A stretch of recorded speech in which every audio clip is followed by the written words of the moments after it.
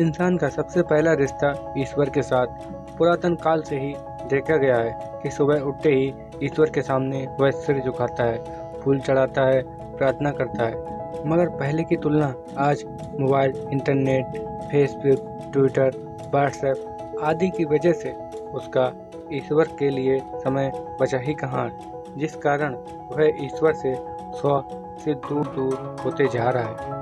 दूसरी ओर उसके जीवन में तनाव, परेशानी, अशांति दिनों दिन बढ़ती ही जा रही है। इस दूरी को, तनाव को कम करने का एक ही उपाय उसे फिर से ईश्वर के साथ तालमेल बढ़ाना होगा।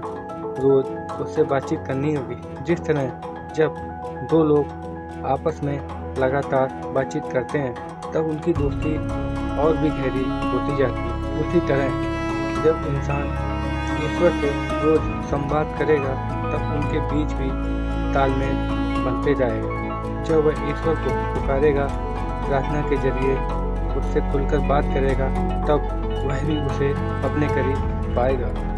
दरअसल ईश्वर भी इंसान की मदद करना चाहता है। वह चाहता है कि लोग प्रार्थना करें, उससे बात करें, ताकि वह अपनों भक्तों की इच्छा पूरी कर पाए। जिस तरह एक पिता अपने बच्चों के मांगने पर उसे हर चीज़ लाकर देता है, वैसे ही परमपिता ईश्वर भी अपने भक्तों की हर इच्छा पूरी करता है।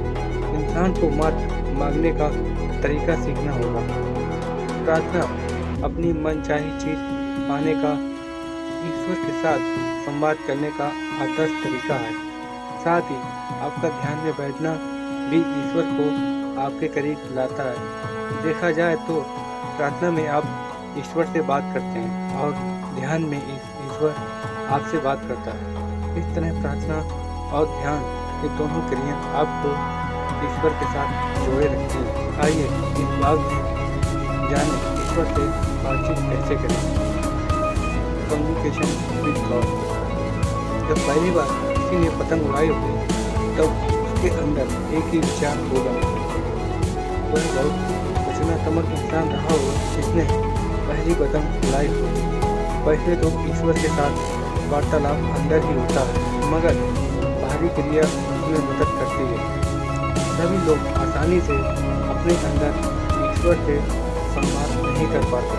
उनका मन यहाँ वहाँ भागता रहता है। इसीलिए कुछ कर्मकांड बनाए गए, जैसे दिया जलाना, विशेष रंग के वस्त्र पहनना, नहाकर विशेष आसन, वज्रासन, पद्मासन या मुद्रा में बैठना, हाथ जोड़कर या ऊपर उठाकर प्रार्थना करना इत्यादि। ये सब कुछ इसलिए किया जाता है ताकि इंसान का मन ईश्वर के साथ संवाद करने के लिए एकाग्रता हो, क्योंकि ईश्वर की आवाज़ इतनी सूक्ष्म है कि वह जल्दी सुनाई नहीं देती।